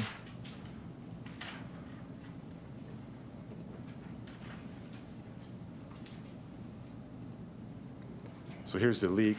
This leak, if we're able to find it, we didn't know how long this leak had been active or how long it would have continued if we had not located it with these leak loggers. So it reduces water loss on our system. We also believe these small leaks would eventually turn into a larger, more catastrophic leak. So if we can repair them while they're small, we can mitigate some of the potential damage and some of the costs with some of these repairs. And we believe if this one had turned into a catastrophic leak, it could have washed out the entire roadway in this area before we repaired it. Another technology that the district is exploring right now is GPS technology. This is pilot project is being led by plant engineering and our GIS IT team. The integrity team is a stakeholder in this because of our GIS team that we have. And it's really exploring technology to capture high accuracy survey grade data on our assets as they're installed in the field. It really has the potential to streamline the record keeping process from field all the way to our GIS record of system. I wanted to tie this into integrity because it just goes to show the level of effort that we're putting towards capturing quality data and records, and tying that back to integrity. It closes the life cycle data loop because this data will then be fed into our GIS system, which feeds our risk model, which we're using to make maintenance and replacement decisions using data-driven approaches.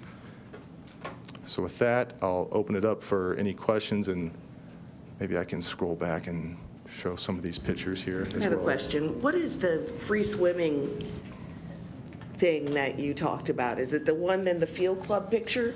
There's actually several.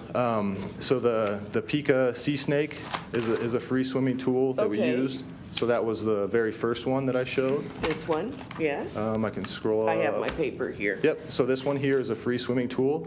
So we launch it into our pipeline, and the water carries it. And the Hydra Snake too, and then this other thing. The Hydra Snake was actually a tethered tool. Okay. So we insert it, the water pushes it, and then we pull it back with a tether. so that one would not be considered free swimming. Okay. The sea snake, this one is free swimming. Pipe driver? Pipe diver, sorry, yes. And then also the smart, I'll show the smart tool here, the Nautilus inline. This is also a free swimming device that we're looking to. That looks like the pilot. dial to turn up the heat. Yes. Yep. Yep. Or how they used to look. How about that? Thank you. So I want to put a little comment on this, since we were challenged significantly in public about the age of a main. This main here is from, this piece of main is from, can you? Yes, it says 1880. Now, that's not 2022. No. Okay, take a look at that. Well-made. Yes, don't cut yourself. Smooth. We're breaking all the safety rules, Shane. Oh, sorry. Okay. I'm taking the responsibility. 1880, this was cut out of the main. Right. So when people try to suggest that the age of the part of town is how you prioritize work, each of us in whatever setting can disabuse friends, other elected officials of that as a fact. Thank you for that commentary, because we went through some things. We did. On this topic. And I'll say it again, if I were a business in Omaha, I would prefer being on this main as opposed to a main that was put in maybe in the 50s or 60s. Masa can correct me. That was ductile iron, this is cast iron, and it wasn't properly sheathed and covered and treated.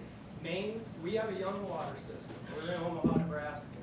If you go to Boston or Philadelphia, these mains will last, thank you very much. I want a Garth Brook headset. These mains will last hundreds of years under the right conditions. That's why Evan explained things that we weren't doing 5 or 6 years ago. We're looking inside a main when it's appropriate to make sure we're not scrapping mains like this. And I don't think this is a fact, but if we do a conditional assessment on a main like we did on a large main near Methodist and Children's Hospital, we can look at it. We can only replace 10% of it. We can argue about the useful life after that, but we're extending it significantly. We've saved millions of dollars, in my opinion, already, and we're just getting started. Where does that money go?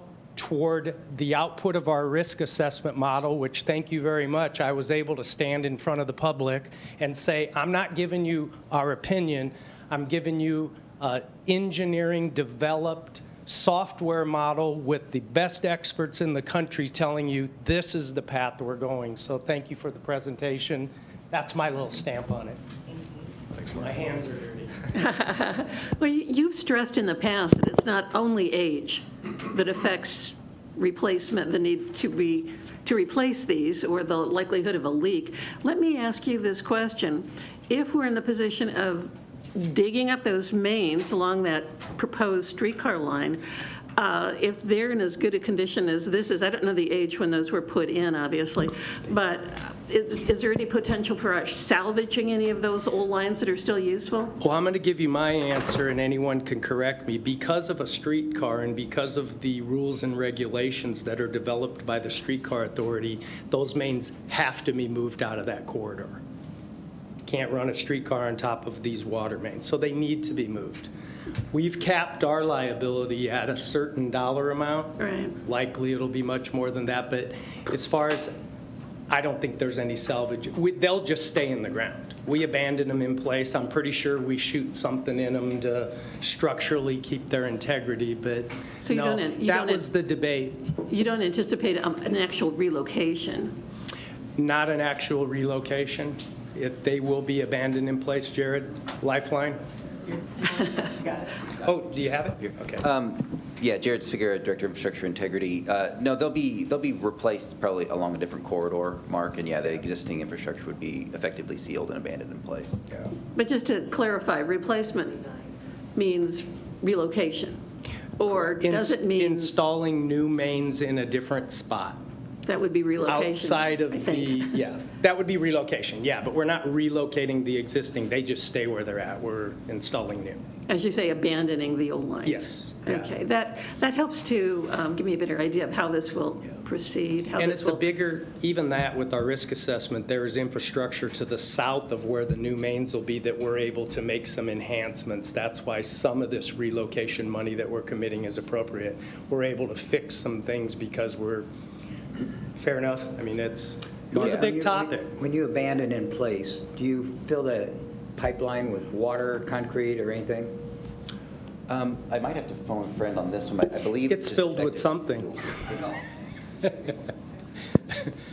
flowable fill, probably. Let me explain too, and I need to do a better job when I use the word relocation versus replacement. I We try. kind of exchange the two back and forth, but in the engineering realm, when we talk about relocation and we use that word, we're talking about moving facilities, replacing facilities that aren't targeted by the infrastructure replacement program. And it's the same process. We're usually finding a new line, a better location for that water main or gas main that's in conflict with some work. Replacement, we'll use that terminology when we're talking about the infrastructure replacement program. We're replacing, it's targeted, it's a high-risk water main, or it's a gas main that's targeted under the IR program. And I'm sorry, I missed the last question. How are they be filled with? How do you abandon? How do you? So a lot of the smaller mains are just abandoned in place. There's just enough structure there in the earth around it to hold its position, I would say. Larger mains where there's concern with collapse and impacts to infrastructure around it, we'll use a what we call flowable fill. It's a lighter grade concrete that easily flows into that void space inside the main. And lastly, my compliments on the pictures. They're always great. And as Director Begley pointed out in the earlier presentation on the zebra mussels, kudos to engineering and every operations and everyone involved with those. Those pictures are just fantastic. So thank you for that. I have one other quick question, and I don't know if you have the information or you can just send it to me, but I would like to know what are the goals for our gas and water infrastructure this year, 2023, for water and gas, both M.U.D. and contractor work total? Yeah, so on the water side, 2023, we have a replacement goal, again, of 16 miles, and it's pretty much half and half split between M.U.D. crews and contracted crews. It just kind of depends on the progress they're able to make in that construction year. And then we are planning to double our condition assessment goal to 4 miles for 2023. And then on the gas side, again, it's going to be a goal of 40 miles for 2023. So continuing that increased mileage goal. It'll be a little bit higher in 2024. A lot of that's carried over from the issues we saw last year. So that'll be carried over into 2024, 2025, and then slowly ramping down during those last 3 years. Of the 40, how much is M.U.D. crew and how much is third party? I believe 25 15, 15 M.U.D., 25 third party. And are we still looking like in 2027, this first phase?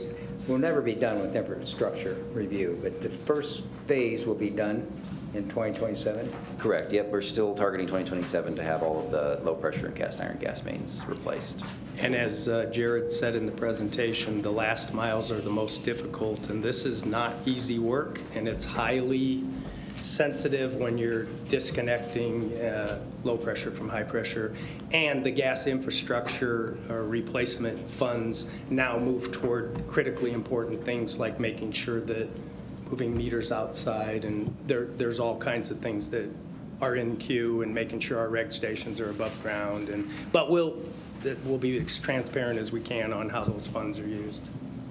Mark, when you talk about how sensitive these things are and how critical it is with the pressure, are our contractors supervised by our employees, who I would think would be the people most knowledgeable about this? You know, I'm going to back into that a little bit. We made some changes prior to my tenure in this position, working with the previous president, where we went a little too far with that, and the fitting work, which is the work that's done inside the home, we brought back to our crews. So the third-party crews are only outside in the street, and we're talking about low-pressure cast iron gas mains, which are the yellow mains that you see on the rolls. I'm not going to try to detail how they're managed. That's either for Gina or someone to speak to, but it is closely managed, and we've been at this for quite a while. And while early on we debated who does what, the most important thing is that this low-pressure cast iron susceptible to corrosion gas main gets out of the ground. That's the most important thing. Safely. Can't emphasize that enough. Yes, yeah. And to answer your question, Director McGowan, Gina Langle, Senior Vice President, Chief Operations Officer, for our contracted crews, Steph Henn's group is, they do the contracts and they do the inspection for that type of work for the distribution system, that's out there. So yes, it is watched. She has people that are within her part of the organization that do that. And Mr. Skovanec, he's got people that under his part of the organization that watch over project management for construction as well. For our crews as well. So they all you have to have somebody that's watching over, because there's as-building, there's changes in the field, there's several things that have to happen that you need someone that can contact to engineering and come back and get that information. So it is watched, yes. Thank you so much for that information. I think that's critical. And I appreciate, in addition, that our M.U.D. employees go into the homes. I'm much more comfortable with knowing that people that are actually our employees and have the identification and the credibility are the ones that go into our customers' houses. So thank you so much for that. No problem. Any other questions? Thank you, guys. You did a great job. Thank you very much. Are there any members of the public in the audience today that would like to address the board? Okay, I don't see any board members. Any further comments from among the board members? Okay. This meeting is now concluded. We will reconvene for the regular monthly board meeting in 10 minutes, and I want to remind each of us to be back promptly because we have a photo that starts, a group photo that starts at that time. So 10 minutes according to that will be 10:16.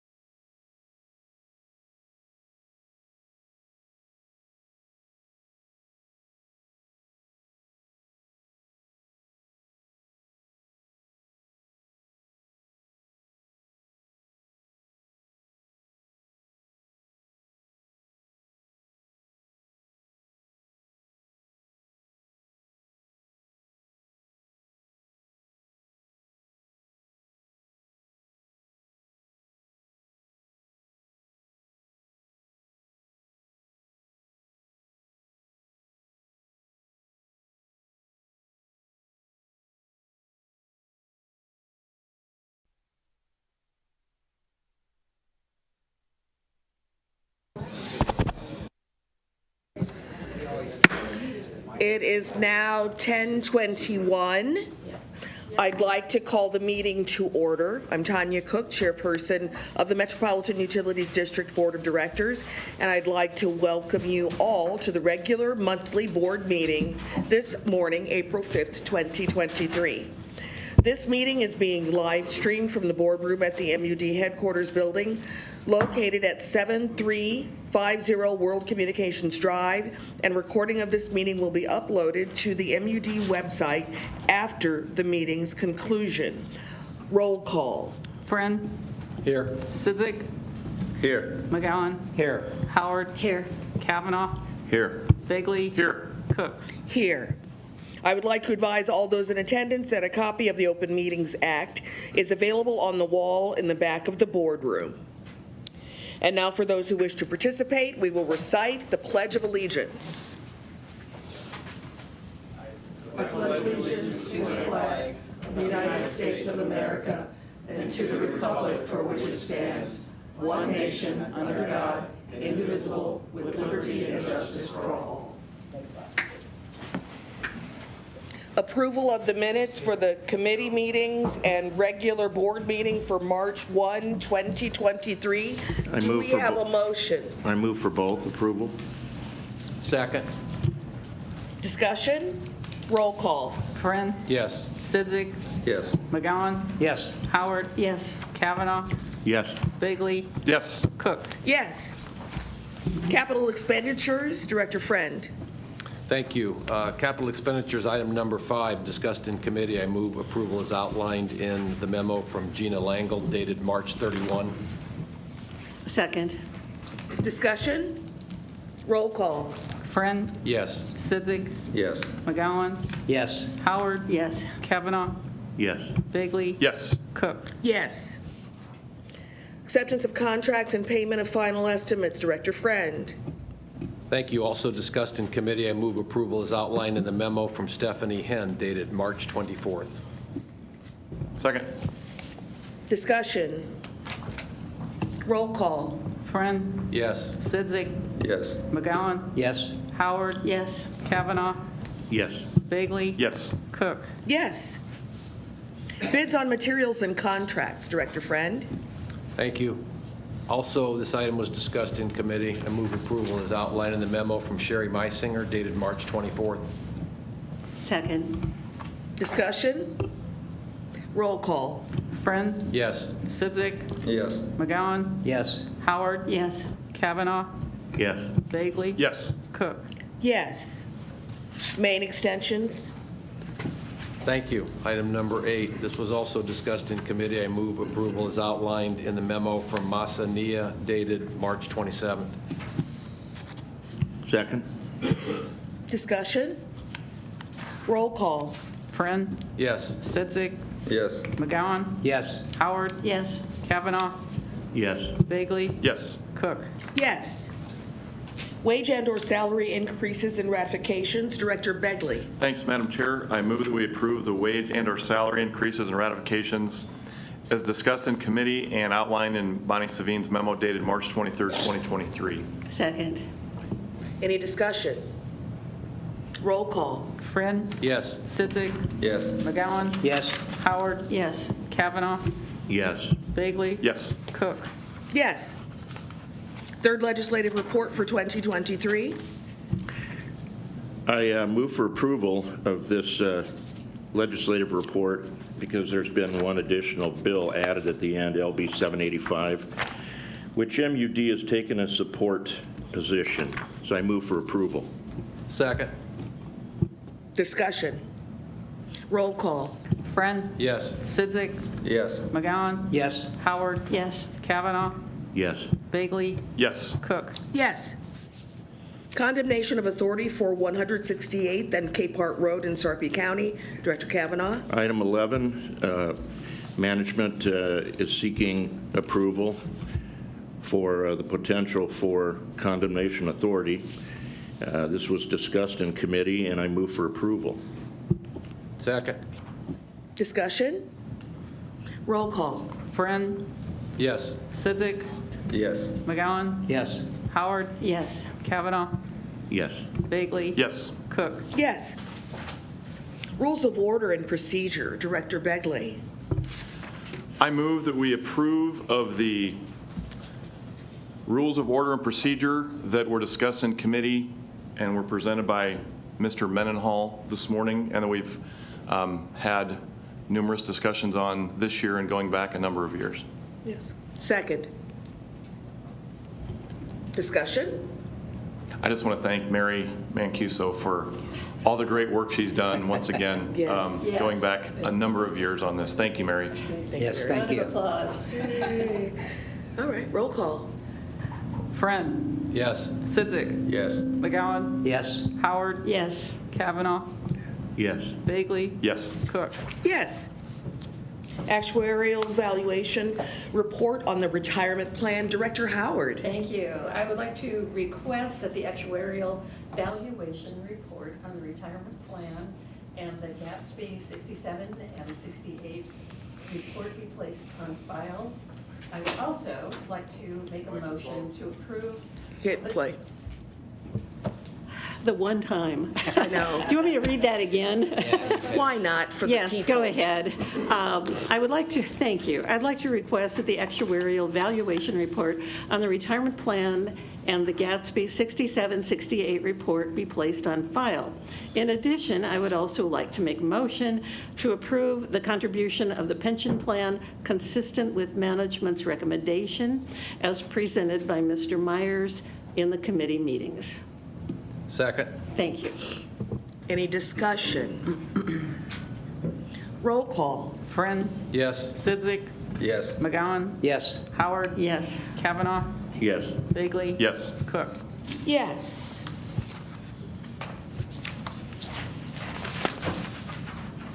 Item 14, Yes. The Do audit- we have a the audited financial request for report. an actuarial report? No, Yes, I would audit. ask that This is that be audit. placed All on right. file. All right, thank you. I'll turn the piece of paper over and read it. Right. 2022 Audited Financial Statement, Director McGowan. Thank you. I'm just going to ask that the audited financial statement as discussed earlier in committee be placed on file. Wonderful. Agenda item 15, President's Performance and Salary Review. I'll take that, Madam Chair. The board discussed this at our closed session in our previous month's meeting. Yes, we did. And we established a 4.5% rate increase, which is consistent with what we approved the SPA group in the same meeting. And so I'd like to make a motion to approve of a 4.5% annual increase, general increase, I'm sorry, along with any progression, which is consistent with what we've done in the past. That's a very long motion for a second. Yes, but it's very inclusive. Second. All right, is there any discussion? Just really quickly, as one of the members on the Personnel Committee, Mr. Bagley and I have discussed this, and I think, Bob, we talked about it also. What we're trying to do is, not streamline's not the right word, but to treat Mark the same way as we treat all other SPA employees and apply the same raise to his position, including the progression increases, because it takes some of the subjectivity out of it, makes it objective, and Mark's good with that. In fact, he's the one that said, why don't we take a look at this? And so it just makes it simpler for everyone. So in summary, we're just treating the same as every other SPA employee. And I'd like to say that the progression increases in that, it's a function of performance. And I think I would like to say on my behalf, I'd like to thank Mark for a great job as president. I think you're doing a great job. I think you got a good handle on it. You got a great staff, and I appreciate all the good work you guys are doing. I want to say Mark has continued, nothing new, continued to be a great leader who's led us through some tough times, and they're not going to get any easier, let's face it. We haven't had an easy year for quite a long time. So thank you. Keep doing what you're doing. Yeah, thank Mark Doyle, President. Thank you for your ongoing support. It's not always easy for sure, but you're right. I have a great team behind me, from the senior team all the way down through the entry-level positions. I appreciate that. We have some big things ahead of us, water infrastructure. We have a facilities plan. We're going to work hard toward a new construction center, and as I visited with Director Kavanaugh, in order to go into the future and expand what we do internally, we need the facilities. It's a strategy. You've supported me on that. Of course, we've wrapped up the pandemic process, whatever you want to call that. You've allowed a work from home policy. We're emphasizing safety, security at the highest level, and that'll never stop. We're building on our promises to our employees. We've talked enough about that. We're including a DE&I position, and that wasn't, that these things aren't always unanimous. We have a procurement process that I think is on its way to being second to none, that helped us get through a time when it's been very difficult. To get the materials we need is critically important to the safety and security of this metropolitan area. We've continued our recurring dialogue with union leadership, Terry Kroll and Tom Todd. That won't stop. We don't always agree, but we talk a lot, and it's open and it's important. And I think we've worked pretty hard on organizational development. So I could go on, but thank you very much for your support. And I still serve at your will and your discretion. I appreciate it. And I've taken nothing for granted. Thank you. Yes, roll call. Friend. Yes. Sidzik. Yes. McGowan. Yes. Howard. Yes. Kavanaugh. Yes. Bagley. Yes. Cook. Yes. Other matters of district business for discussion. Do any board members have any comments they wish to share?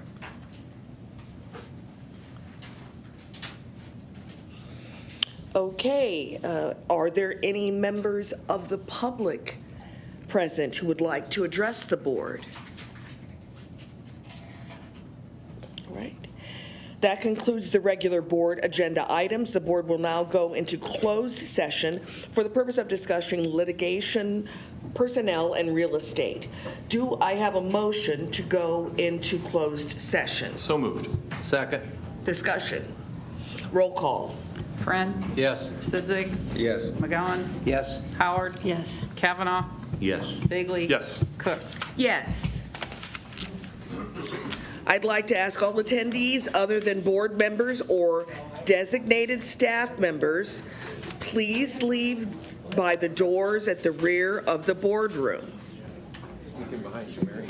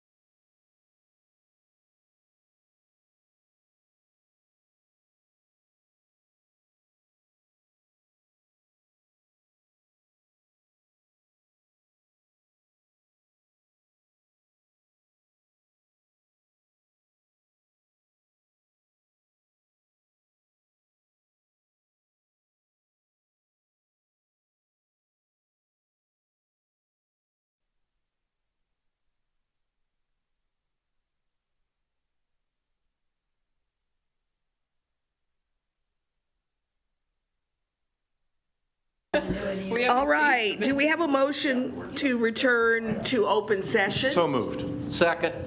Discussion? Roll call.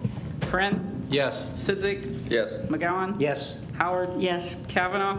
Yes. Bagley. Yes. Cook. Yes. Do any directors or members of the public have any further comments to share? Okay, do I have a motion to adjourn? So moved. Second. Discussion? Roll call. Friend, Yes. Sidzik, Yes. McGowan. Yes. Howard. Yes. Kavanaugh. Yes. Bagley. Yes. Cook. Yes, we are adjourned. It is 11:16.